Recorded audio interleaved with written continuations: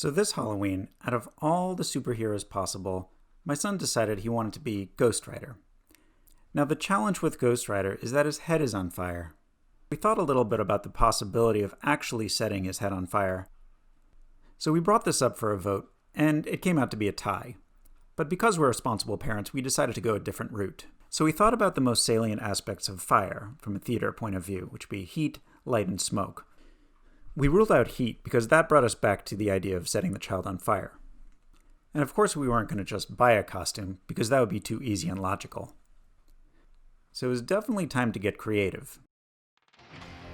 Ghost Rider's aesthetic is basically derived from death metal music, and those concerts had the elements we needed: crazy smoke and crazy lighting.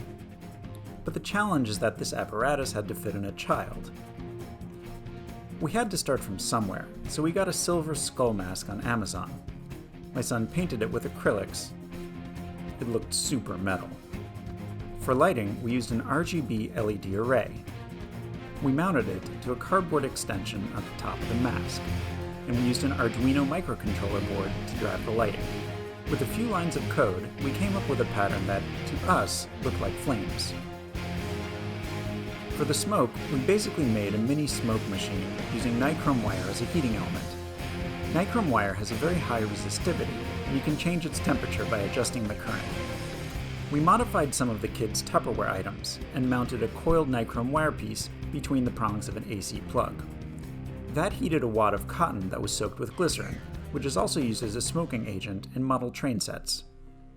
We wired our circuit so that a button activated both the heating element as well as a 5-volt fan.